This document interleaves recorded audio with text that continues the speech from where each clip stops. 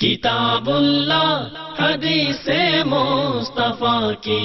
ترجمان، مرکزی جمعیت اہل حدیث پاکستان۔ ہمیشہ اللہ کے رسول صلی اللہ علیہ وسلم کے حکم کے مطابق کھڑے رہے، میدانوں میں بھی جنگوں میں بھی ہر جگہ پر صحابہ کھڑے نظر آئے کہ جس کو قرآن نے کہا یقاتلون فی سبیلہ صفا کأنہم بنیان مرصوص، آپ کے سپاہی، آپ کے فوجی، آپ کی سپاہ، آپ کا لشکر ایسے سب بسب کھڑا ہوتا جیسے سیسا پلائی ہوئی دیوار ہوتی ہے، سوئی بھی اس میں سے گزر نہیں سکتی۔ اور پھر اللہ کے رسول صلی اللہ علیہ وسلم نے جو اپنی لشکر کو تیار کیا، اپنی سپاہ کو تیار کیا، اپنی فوج کو تیار کیا، اتنا تیار کیا، اس کے بارے میں فرمایا میرا ایک سپاہی، میرا ایک ماننے والا، میرے حکم پہ ایک چلنے والا،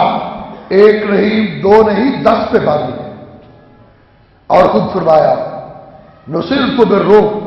مسیرۃ شہر، اللہ نے میرے دشمن پر 1 مہینے کی مسافت سے ہی دہشت طاری کر دیتا ہے۔ میرا دشمن مجھ سے 1 مہینہ دور ہوتا ہے، اللہ اس پہ میرا رعب اور میری دہشت طاری کر دیتے ہیں۔ اور پھر اللہ کے رسول صلی اللہ علیہ وسلم اتنے قابل، مکمل، اکمل، اعلی، اولا، بالا جرنیل تھے کہ جس کی مصداق، جس کی مثال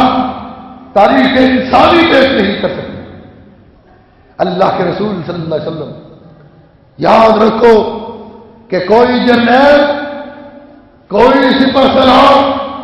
اس وقت تک کامیاب نہیں ہو سکتا جب تک وہ اپنے سپاہیوں کے ساتھ، فوجیوں کے ساتھ ہمدردی نہیں کرتا، ان کے غم میں شریک نہیں ہوتا، ان کے دکھ اور درد کو نہیں بانٹتا۔ اور یہ سب سے زیادہ اگر کر کے دکھایا تو اللہ کے رسول نے کر کے دکھایا۔ غزوہ خندق کو دیکھ لو، غزوہ خندق میں جب خندق کھودی جا رہی تھی، آپ کی ساری سپاہ، سارا لشکر، ساری فوج خندق کھودنے میں لگی ہوئی، کدالیں پکڑی ہوئی۔ اللہ کے رسول صلی اللہ علیہ وسلم جو سپاہ سالار اعظم بھی تھے، جرنیل اعظم بھی تھے، فاتح عرب بھی تھے، امام کائنات بھی تھے، رسول کائنات بھی تھے، نبی کائنات بھی تھے، رحمت کائنات بھی تھے، بیٹھے ہوئے نہیں ہیں بلکہ کدال پکڑا۔ جہاں صحابہ کھدائی کر رہے ہیں وہی آپ بھی کھدائی کر رہے ہیں۔ صحابہ نے اپنے پیٹ پہ ایک ایک پتھر کو باندھا ہوا،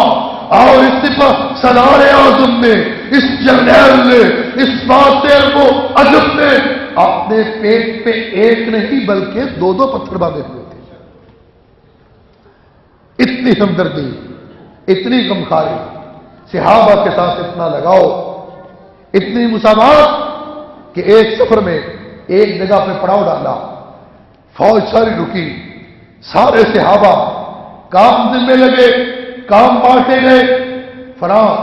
اتنے یہ لوگ جانور ذبح کریں گے، تم گوشت پکاؤ گے، تم ہنڈیاں بناؤ گے، تم پانی لاؤ گے، سب کے دل میں کام لگائے۔ اللہ کے پیارے رسول ہاتھوں پہ ہاتھ رکھ کے بیٹھے نہیں،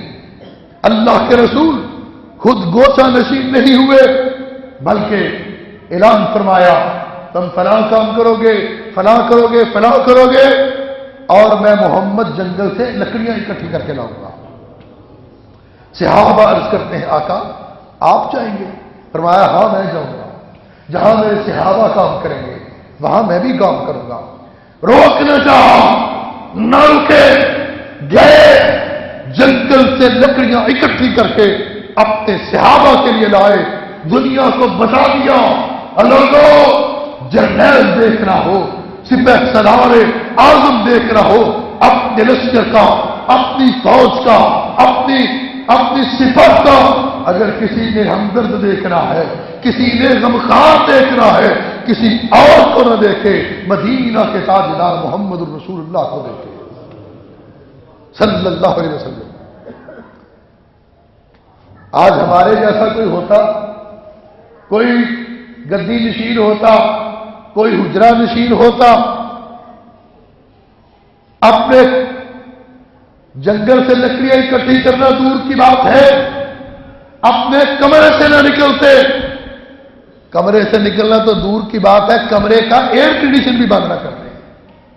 کہ گرمی بڑی لگتی ہے حضرت صاحب کو، اور حضرت صاحب کے دائیں بھی گول تکیہ ہونا چاہیے، بائیں بھی ہونا چاہیے، پیچھے بھی اور آگے بھی گول تکیہ ہونا چاہیے، اس لیے کہ وہ حضرت ہیں اور اللہ کے رسول صلی اللہ علیہ وسلم۔ اللہ دنیا کے اندر کوئی مثال پیش کرو، کسی سپہ سالار کی مثال لاؤ، کسی جرنیل کی مثال لاؤ، کسی حکمران کی لاؤ، اور نہیں لا سکتے کسی پیر کی، کسی آستانے والے کی، کسی گدی نشین کی مثال لے آؤ، نہیں ملے گی۔ غزوہ خیبر کے موقع پر اللہ کے رسول صلی اللہ علیہ وسلم نے زمین تقسیم کی، 1800 صحابہ کو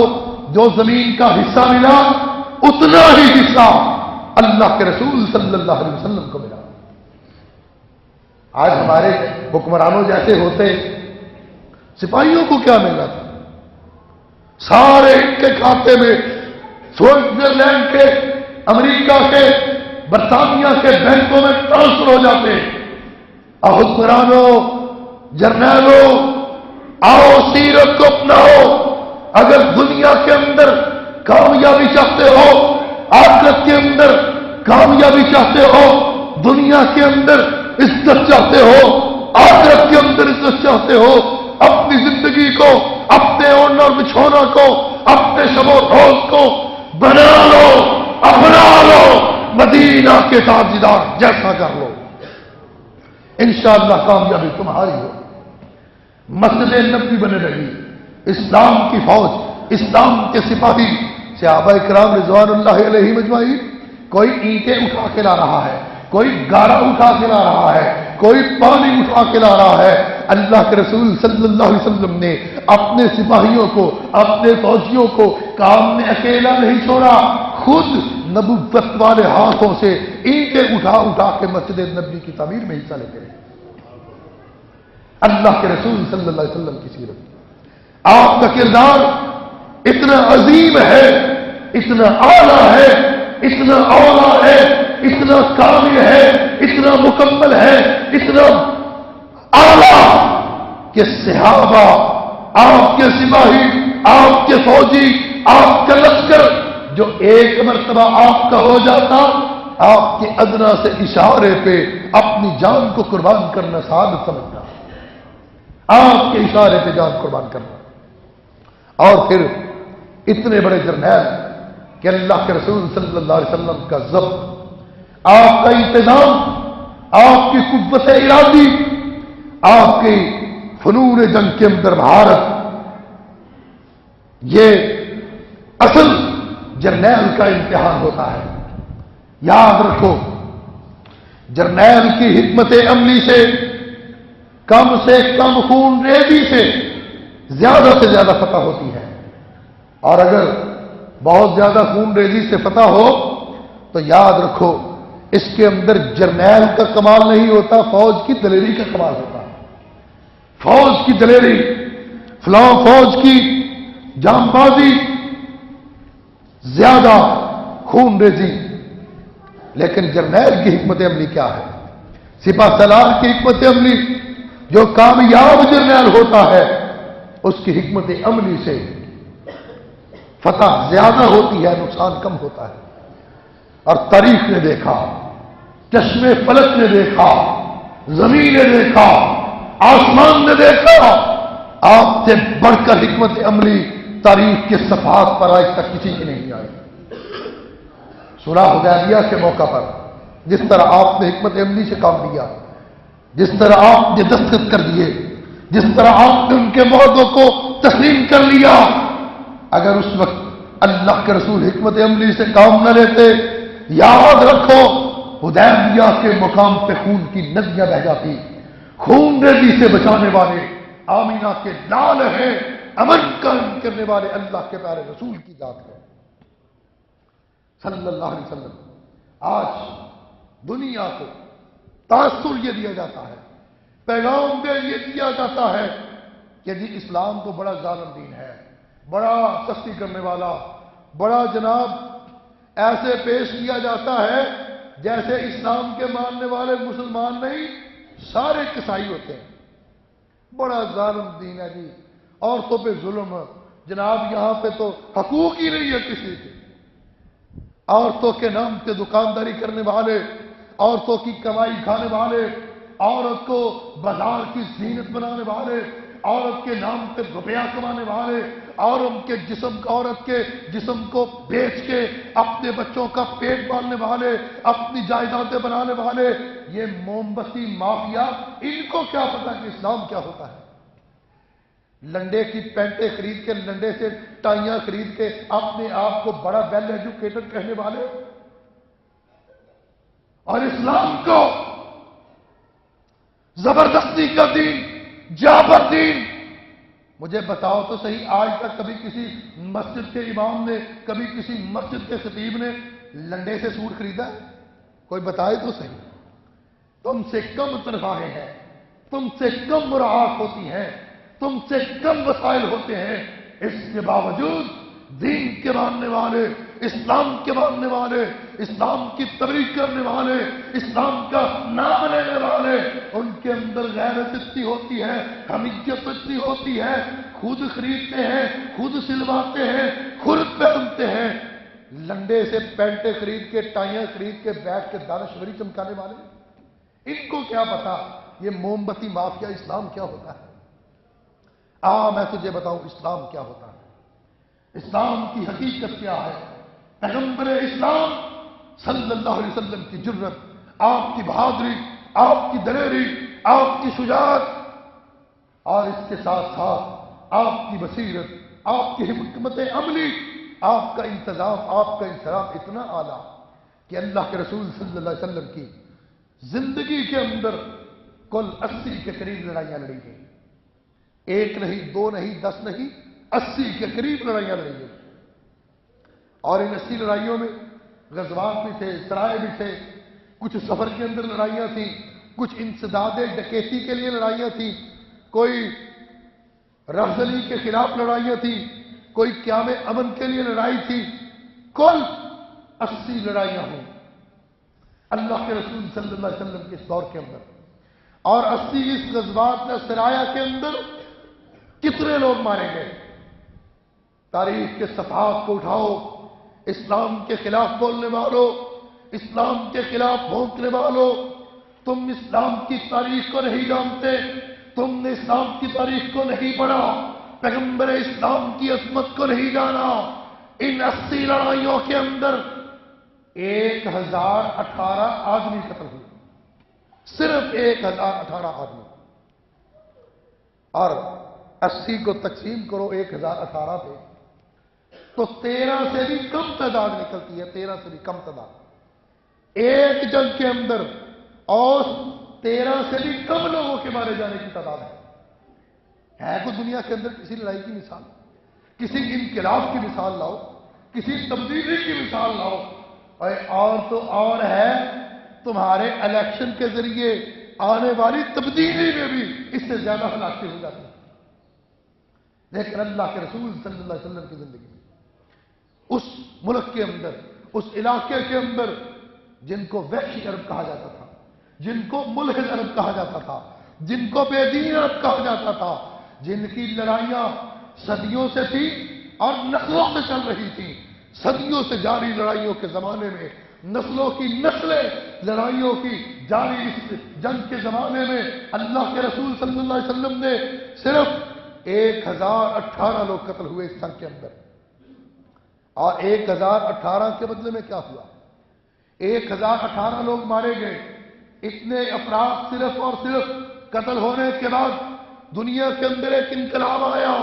دنیا کے اندر امن آیا، دنیا کو امن ملا، دنیا کو سلامتی ملی، دنیا کو پیار ملا، دنیا کو قوت ملی، دنیا کو ملا، تو اس کے بدلے میں دنیا کو رحمت ملی۔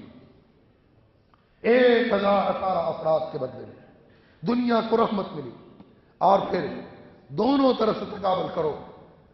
اللہ کے رسول صلی اللہ علیہ وسلم کے جو ساتھی تھے، آپ کے صحابہ تھے، ان میں سے صرف 259 افراد شہید ہوئے، 259 افراد شہید ہوئے، اور دشمن کے 759 افراد مارے گئے، صرف 759 افراد دشمن کے مارے جاتے ہیں، اور 6564 قیدی، 6564 قیدی بنے دشمن کے، اور مسلمانوں کے صرف 27 لوگ زخمی ہوتے ہیں۔ اس پورے عالم کے اندر، پوری جنگ کے اندر، ان سارے واقعات کے اندر مسلمانوں کے صرف 259 افراد شہید ہوئے، اور کافروں کے 759 شہید ہوئے۔ اٹھاؤ اسلام پہ انگلیاں اٹھانے والوں، 1914 کی تاریخ کو اٹھاؤ، اسلام کے خلاف باتیں کرنے والے موم بتی مافیا، 1939 کی جنگ عظیم کی تاریخ اٹھاؤ، اس تاریخ کی اس جنگ کے اندر، پہلی جنگ عظیم کے اندر، دوسری جنگ عظیم کے اندر لاکھوں انسان قتل ہوئے، لاکھوں انسان موت کے گھاٹ اتارے گئے، اور صرف ہلاکو خان نے جب بغداد پہ قبضہ کیا، دریائے دجلہ کا پانی سرخ ہو گیا، مسلمانوں کے خون سے دریائے دجلہ کے پانی کی رنگت تبدیل ہو گئی، مہابھارت کے مقتولین کی تعداد کروڑوں سے کم نہیں، اور ایک عیسائی مورخ نے کتاب لکھی ہے اپالوجی آف محمد القرآن، اپالوجی آف محمد القرآن کے اندر وہ لکھتا ہے کہ مذہبی عدالت کے احکامات کے نتیجے میں 1,20,00,000 عیسائیوں کو موت کے گھاٹ اتارا گیا، جو عیسائیوں کے ہاتھوں عیسائیوں کا قتل تھا۔ اسپین ملک کے اندر صرف اسپین ملک نے 3,40,000 عیسائیوں کو قتل کیا، جس کے اندر 32,000 عیسائیوں کو زندہ جلا دیا گیا۔ یہ تمہاری تہذیب ہے، یہ تمہارا تمدن ہے، یہ تمہاری ثقافت ہے، یہ تمہارے رسوم ہے، یہ تمہارے رواجات ہے، اور یہ تمہارا مسخر درندہ چہرہ ہے جو تمہیں نظر نہیں آتا۔ تم اسلام کی امن پسندی پہ انگلیاں اٹھاتے ہو۔ اللہ کے رسول صلی اللہ علیہ وسلم سے بڑھ کر کائنات کے اندر کامیاب کر رہی جرنیل کوئی، عرب کے وسیع ملک پر تبدیلی کے لیے، انقلاب کے لیے صرف 1018 لوگوں کا قتل، دنیا کی تاریخ کو دیکھا جائے، عرب کے رواجوں کو دیکھا جائے، عرب کے دستور کو دیکھا جائے، تو ایسے لگتا ہے جیسے یہ تعداد صفر کے برابر ہے، صفر کے برابر ہے۔ اور صرف اتنا ہی نہیں، یہ کامیاب ترین جرنیل تھے، کامیاب ترین سپہ سالار اعظم تھے، کہ جنہوں نے مکہ کو فتح کیا، حنین کو فتح کیا، خیبر کو فتح کیا، طائف کو فتح کیا، سارے عرب پہ اسلام کا پرچم لہرایا، فتح کے جھنڈے گاڑ دیے، اور جب مکہ کو فتح کیا